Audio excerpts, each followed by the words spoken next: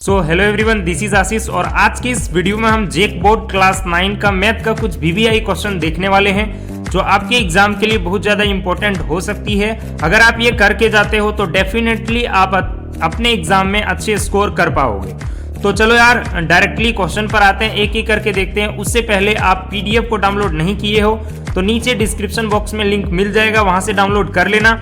तो देखो यहाँ पे फर्स्ट क्वेश्चन दिया है पाई क्या है, तो आपको पता होना चाहिए कि पाई क्या होता है। पाई एक अपरिमेय संख्या होता है। क्या होता है? अपरिमेय संख्या। क्योंकि देखो यार पाई का मान कितना होता है 22/7। अगर हम इसको काटेंगे तो 3.14 समथिंग इस तरह से आते रहता है, इसलिए इसको अपरिमेय संख्या बोला जाता है। आगे देखो अगला है कि 36/100 का दशमलव प्रसार क्या है। तो देखो यार अगर हम 36/100 का दशमलव प्रसार देखें तो नीचे में डबल जीरो है, तो बताओ कितना हो जाएगा? 0.36। 2 अंक के बाद पॉइंट लग जाएगा और ये चीज देखो अब इसके बाद पॉइंट के बाद कोई वैल्यू नहीं आएगा। इसका मतलब हम कह सकते हैं कि इसका दशमलव प्रसार क्या है? शांत है। आगे देखो क्वेश्चन नंबर 3 में दिया है 5 + √5 × 5 - √5 बराबर है किसके। तो देखो ये a + b है और ये -b, यानी कि इस फॉर्मूला में है ये a² - b² बराबर क्या होता है? a + b का होल और फिर a - b का होल, a - b का होल। तो यहां पर देखो यार a² इस रूप में है, तो क्या हम इसको लिख सकते हैं 5 का स्क्वायर माइनस में √5 का स्क्वायर। तो 5 का स्क्वायर हो गया 25, 5 का स्क्वायर हो जाएगा 25 और फिर माइनस में 5 को घटा देंगे तो इस तरह से कितना आ गया 20, जो कि ऑप्शन नंबर डी में है, तो ऑप्शन नंबर डी सही हो जाएगा। आगे देखो क्वेश्चन नंबर 4 में दिया है 2 के पावर में 2/3 और गुना 2 के पावर में 1/3। देखो यार अगर इस टाइप के क्वेश्चन में अगर बेस सेम रहता है तो हम क्या करते हैं? पावर को जोड़ देते हैं। जब गुना रहता है तो पावर को जोड़ते हैं और जहां पे भागा रहेगा वहां पे पावर को हम घटाने का काम करते हैं। तो इसको पहले पावर को जोड़ देते हैं। कितना है? 2/3 है, प्लस में कितना हो जाएगा 1/3। एलसीएम निकाल लेंगे तो कितना आ जाएगा? एलसीएम निकालने के बाद 3 आ जाएगा, 3 का तो ये 2 हो जाएगा, प्लस में कितना हो जाएगा 1, यानी कि 3/3 हो जाएगा। काट देंगे तो कितना आ जाएगा 1, यानी कि कितना आया 2 के पावर में हो जाएगा 1 और 2 के पावर में 1 का मान कितना आ गया 2, जो कि ऑप्शन नंबर सी में है, तो ऑप्शन नंबर सी सही हो जाएगा। आगे देखो क्वेश्चन नंबर 5 में दिया है इनमें से कौन एक चर में बहुपद है। तो इसमें से देखो x² 4x² - 3x + 7 ये एक चर में बहुपद है। ठीक है, ये कोई बहुपद नहीं है क्योंकि अंडर रूट में कोई भी चर नहीं होता है। फिर बट्टा में चर है तो ये भी बहुपद नहीं है। ये बहुपद है कितने चर में? 3 चर में, क्योंकि यहाँ पे देखो यार x है, y है और t है, 3 गो यहाँ पे 3 अल्फाबेटिकल लेटर है, इसलिए हम उसको बोलेंगे 3 चर में बहुपद है। आगे देखो क्वेश्चन नंबर 6 में दिया है 2 + x² + x में x² का गुणांक क्या है। अब देखो यहाँ पे x² जो है इससे कितना संख्या गुणना है? कुछ नहीं, तो 1 हो जाएगा किसमें? b नंबर, तो b हो जाएगा। आगे है क्वेश्चन नंबर 7 में x = 0 के लिए बहुपद इतना का मान क्या होगा। देखो यहाँ पे ऑलरेडी x का मान 0 दे करके रखा है, तो हम सिंपली क्या करेंगे? समीकरण में 0 पुट कर देंगे। माइनस में हो जाएगा 4, फिर 0 का स्क्वायर कर देंगे, फिर प्लस में 3, यानी कि ये 0 हो जाएगा, ये भी 0 होगा, प्लस में 3, यानी कि इस तरह से मान कितना आया 3, जो कि ऑप्शन नंबर बी में है, तो ऑप्शन नंबर बी सही हो जाएगा। आगे देखो क्वेश्चन नंबर 8 में दिया है कि क्या x + 1 x³ + x² + x + 1 का गुणनखंड है। तो इस टाइप के क्वेश्चन को हल करने के लिए क्या करेंगे? इसका शून्यक पहले निकाल लेना और समीकरण में मान पुट कर देना।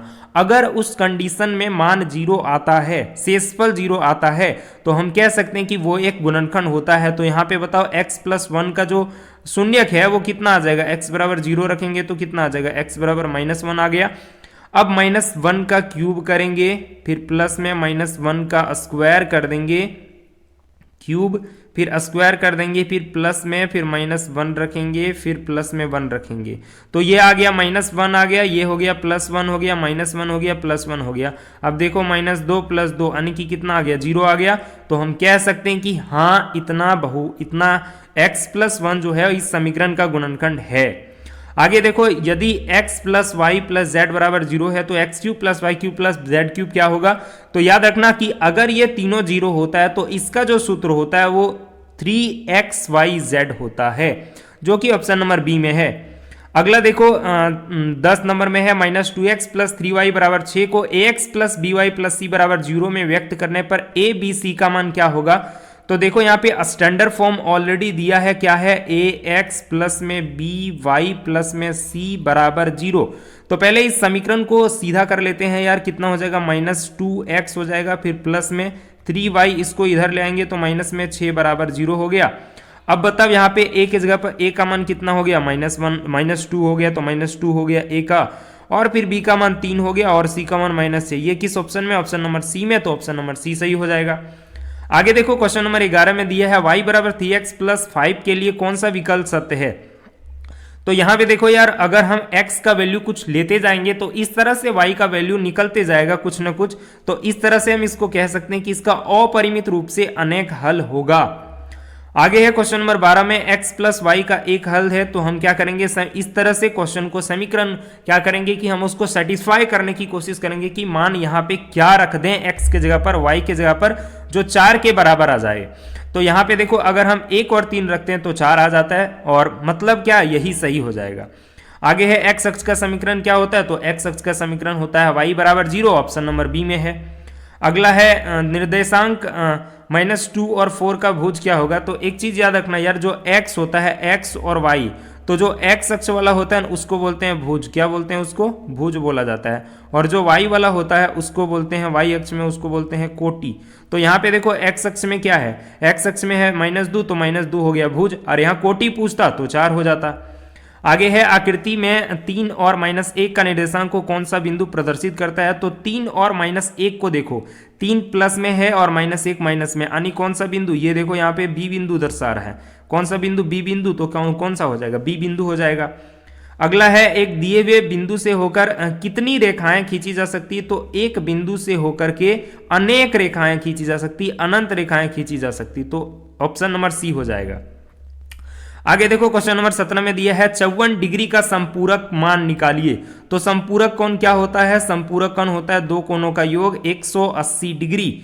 तो बताओ यहाँ पे 180 डिग्री यानी कि x करेंगे और 54 डिग्री प्लस में हो जाएगा 180 डिग्री, ठीक है। तो बताओ कितना होगा, 180 डिग्री में से 54 डिग्री को जब हम घटा देंगे तो कितना आ जाएगा, ये आ जाएगा 0 का, ये हो जाएगा 10 में 6 हो जाएगा, और फिर ये एक पैसा लिए थे 7 2 126 डिग्री। 126 डिग्री किसमें, ऑप्शन नंबर सी में, तो ऑप्शन नंबर सी हो जाएगा। आगे देखो क्वेश्चन नंबर 18 में यदि एक कोण अपने पूरक के आधे से 30 डिग्री अधिक हो तो कोण की माप क्या होगी। ध्यान से देखना, पूरक कोण क्या होता है, पूरक कोण यानी कि दो कोणों का योग कितना होता है, 90 डिग्री। पूरक कोण दो कोणों का योग 90 डिग्री। तो यहाँ पे अगर हम y का मान निकाल लेंगे तो क्या होगा, 90 डिग्री माइनस में x हो जाएगा। यहाँ पे क्या बोला कि 30 आधे से 30 अधिक हो, तो क्या करेंगे, x का मान निकालना है, आधे से 30 अधिक यानी कि 90 माइनस x अपॉन 2, आधा से 30 अधिक 30 को जोड़ देंगे। अब देखो हम इसको हल करेंगे, इसको हल करने पर कितना आ जाएगा, ये हो जाएगा एलसीएम लेंगे तो 2 आ जाएगा, यानी कि 90 हो जाएगा माइनस में x हो जाएगा प्लस में 30 दूनी 60 हो गया, 60 90 और 60 कितना हो गया, 150 हो गया। और इधर है x तो x से इधर गुणा कर देंगे 2x, और इधर x है ये दिया है, इधर आ जाएगा प्लस में x हो जाएगा और बराबर में 150 हो जाएगा, यानी कि कुल मिला करके कितना आ जाएगा, ये 3x बराबर में आ जाएगा 150। 3 से इसको काट देंगे तो कितना आ जाएगा, 3 5 15 यानी कि 50 डिग्री, और ये 50 डिग्री किस ऑप्शन में, ऑप्शन नंबर बी में, तो ऑप्शन नंबर बी सही हो जाएगा। आगे देखो क्वेश्चन नंबर 19 में दिया है आकृति में AOB एक रेखा है तो x का मान क्या होगा। इस तरह का क्वेश्चन में एक रेखा बोलेगा तो रेखिक युग्म से सब देखो, एक रेखा पर जितना भी कोण बनता है उसका योग 180 डिग्री होता है। तो यहाँ पे 5x और 4x दिया, यानी कि कुल मिलाकर के 9x हो गया बराबर में 180 डिग्री। 9 से काट दो, 9 दूनी 18 20 डिग्री किसमें है, ऑप्शन नंबर बी में, तो ऑप्शन नंबर बी सही हो जाएगा। आगे देखो क्वेश्चन नंबर 20 में दिया है AB बराबर QR है, BC बराबर इतना है, तो क्या होगा। सबसे पहले देखो यहाँ पे हम दो त्रिभुज बनाते हैं, एक त्रिभुज ये बन गया, एक त्रिभुज ये बन गया, इसको नाम दे देते हैं A B और C, इसको नाम देते हैं P Q R दे दिए, ठीक है। तो यहाँ पे देखो AB किसके इक्वल है, QR के, AB है QR के इक्वल नीचे में, ठीक है। फिर BC किसके इक्वल है, BC है PR के इक्वल में, डबल दे देते हैं। और फिर क्या है, CR किसके है, CR है, CR नहीं यहाँ पे CA होगा, मिस्टेक से गलती हो गया होगा, ये किसके इक्वल है, तो ये इसके इक्वल है। तो यहाँ पर एक चीज देखो, कौन सा त्रिभुज जो है आपस में सर्वांगसम होगा। यहाँ पे देखो जो AB है वो किसके, AB जो है इसमें ध्यान से देखना, ये जो दिया है तो इसमें जो ए बी है किसके इक्वल है, क्यू आर के इक्वल है। तो ए बी किसके इक्वल है, क्यू आर के इक्वल है। और B A B Q R के इक्वल, इसमें से कहीं भी देखो ए बी क्यू आर के इक्वल दिया है क्या, नहीं है, कहीं भी नहीं है। तो दूसरा देखते हैं अब बी सी की किसके इक्वल दिया है, तो बी सी दिया है पी आर के। यहाँ पे देखो सी बी जो है यहाँ पी आर के इक्वल, हाँ ये मिल रहा है। फिर यहाँ पे देखो सी आर किसके इक्वल है, पी क्यू, तो सी आर यानी कि सी आर नहीं, ये सी ए किसके लिए, सी फर्स्ट में और लास्ट में ये है, तो पी लास्ट फर्स्ट में और क्यू लास्ट में, ये और ये मिल गया। अब देखो ए बी किसके, क्यू आर, तो ए बी जो है वो क्यू आर के इक्वल है। उल्टा करके देख लो, मतलब इसमें से जो भुजा वगैरह है सब मिल रहा है, तो कौन सा हो जाएगा, ऑप्शन नंबर बी सही हो जाएगा। आगे देखो क्वेश्चन नंबर 21 में दिया है त्रिभुज एबीसी में ए बी बराबर ए सी है और एंगल बी का मान है 45 डिग्री। तो बताओ ए का मान क्या होगा, ए का मान क्या होगा, ए का मान क्या होगा। तो देखो यहां पे जब इस तरह का त्रिभुज दिया रहे और बोला कि समा ये चीज जो है आपस में क्या है, ए बी जो है किसके बराबर है, तो ए सी के बराबर है। बी का मान दिया है 45 डिग्री। तो बताओ ये सम्मुख कोण, सम्मुख साइड ये है, तो इसका जो साइड होता है ये भी कितना होता है, 45 डिग्री ही होगा। तो 45 डिग्री किसमें है, बी नंबर, तो बी हो जाएगा। आगे देखो त्रिभुज एबीसी और डीईएफ में ए बी बराबर एफ डी है और एंगल ए बराबर डी है, तो दोनों त्रिभुज ऐसे ऐसे अभिगृहित से सर्वांगसम होंगे यदि। अब क्या करते हैं, सो देखो हम दो पहले त्रिभुज बनाते हैं। एक त्रिभुज ये हो गया, ए बी और सी हो गया। दूसरा त्रिभुज जो बनाए वो डी एफ हो गया, डी ई और एफ हो गया।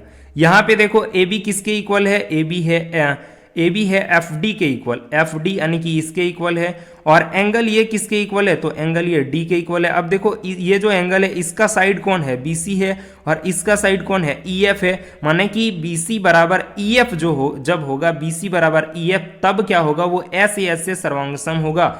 और ये बी सी बराबर ई एफ किस में, ऑप्शन नंबर ये में, तो इस तरह से ऑप्शन नंबर ये सही हो जाएगा। आगे देखो क्वेश्चन नंबर 23 में दिया है कि यदि एपीबी और सी क्यू डी दो समांतर रेखाएं हैं तो कोनों इतना समद्विभाजक बनाते हैं। तो देखो यार, अगर हम इसको हल करेंगे तो यहाँ पे देखो एपीबी दिया है, ये एपीबी मान लेते हैं, इसको ए है, पी है और बी है। इसको मान लेते हैं सी क्यू डी, ठीक है, सी क्यू डी मान लिए। तो यहाँ पे जब हम इसको निकालेंगे, ये समद्विभाजक करेंगे इसको इस तरह से, तो पता चलेगा कि ये जो बना, ये जो आकृति बना, ये एक आयत होता है। क्या होता है, आयत, जो कि ऑप्शन नंबर सी है, तो ऑप्शन नंबर सी हो जाएगा। आगे देखो क्वेश्चन नंबर 24 में दिया है डी और ई क्रमशः एबीसी की भुजा एबी और एसी के मध्य बिंदु है और ओ भुजा बीसी पर कोई बिंदु है। मतलब ध्यान से देखना, हम ये क्या करते हैं, सबसे पहले देखो एबीसी एक त्रिभुज है, बना लिए। अब बोला कि ए बी और ए सी का मध्य बिंदु है, मतलब डी और ई, तो ये हो गया ए बी हो गया। ए बी का मध्य बिंदु क्या है, डी है, इसको डी मान लेते हैं। इसका क्या है, ए सी का क्या है, तो ए सी का ई है, तो ई मान लेते हैं। बी सी का क्या है, ओ है, तो ओ मान लेते हैं। इसको अब मिला देते हैं हम, ठीक है। अब बोला यदि पी और क्यू ओ बी और ओ सी का मध्य बिंदु, ओ बी का मध्य बिंदु क्या है, पी है, और इसका मध्य बिंदु है क्यू है, ठीक है। और बोला कि तो फिर बोला ओ जो है ए को मिलाएंगे, इसको मिला दिए, तब बोला कि ये जो कौन है, ये जो बना, ये जो इस तरह से यानी कि डी बना, डी ई क्यू पी बना, ये क्या कहलाएगा, तो ये जो आकृति होगा ये एक आयत कहलाएगा, जो कि ऑप्शन नंबर बी में है, तो ऑप्शन नंबर बी सही हो जाएगा। आगे देखो क्वेश्चन नंबर 25 में दिया है समांतर चतुर्भुज एबीसीडी में कोनों सी तथा डी का योग क्या होगा। अगर हम कोई एक समांतर चतुर्भुज बना दें, उसमें समांतर चतुर्भुज है, ये ए है, बी है, सी है और डी है, तो बोला सी और डी इसका योग कितना होगा, तो इसका योग होगा 180 डिग्री। आपको पता होगा दो आसन्न कोण का योग कितना होता है, 180 डिग्री, तो 180 डिग्री किस में है, तो ऑप्शन नंबर सी में, तो ऑप्शन नंबर सी सही हो जाएगा। तो देखो इस तरह से यहाँ पे 26 नंबर में दिया एक समांतर चतुर्भुज का परिमाप 22 सेंटीमीटर है। यदि बड़ी भुजा की माप 6.5 है तो छोटी भुजा क्या होगी, तो समांतर चतुर्भुज का परिमाप वही होता है जो आयत का होता है, 2 × L + B बराबर कितना दिया, 22 दे के रखा है। इसको काट देंगे तो कितना आ जाएगा, 11 आ जाएगा। एक भुजा 6.5 दिया, 6.5 हो गया, प्लस में B हो गया, बराबर में 11, तो B बराबर 11 में से माइनस में 6.5 कर देंगे तो कितना आ जाएगा, 4.5। और ये 4.5 किस ऑप्शन में, ऑप्शन नंबर बी, तो ऑप्शन नंबर बी सही हो जाएगा।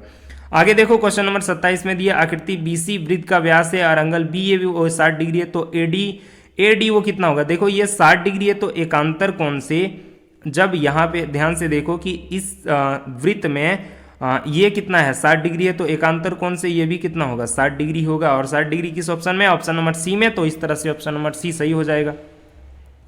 आगे देखो 28वें नंबर में दिया है दो बिंदुओं ए और बी से होकर जाने वाली 3 सेंटीमीटर त्रिज्या का एक वृत्त खींचा जा सकता है यदि ए बी बराबर 6 सेंटीमीटर है।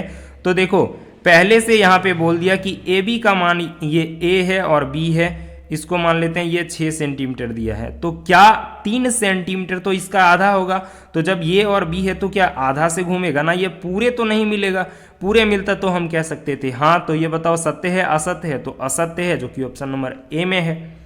आगे है एक त्रिभुज एबीसी में जिसमें ए बी 4 सेंटीमीटर है और एंगल ये 60 डिग्री रचना करना संभव है। तो इस टाइप के क्वेश्चन में यार आंख मूंद के लगा देना, जो भी सबसे मान वैल्यू जो है सबसे बड़ा रहेगा वही होगा। ऑप्शन नंबर बी में सबसे बड़ा है 4.5, तो 4.5 हो जाएगा। आगे देखो क्वेश्चन नंबर 30 में है हीरोन सूत्र क्या होता है, तो हीरोन सूत्र होता है under root S into S minus A S minus B S minus C. अब क्वेश्चन नंबर 31 में दिया है एक त्रिभुज की भुजाएं इतना इतना इतना है, तो त्रिभुज का क्षेत्रफल, इसको भी हम हीरोन सूत्र से निकालेंगे। सबसे पहले जो भी दिया है इसका सेमी पेरीमीटर अर्ध परिमाप निकालेंगे, तो ये जोड़ेंगे तो कितना होगा 90 और 90 का आधा कितना हुआ 45, तो अंडर रूट कितना हो जाएगा, अंडर रूट हो जाएगा 45 गुना में।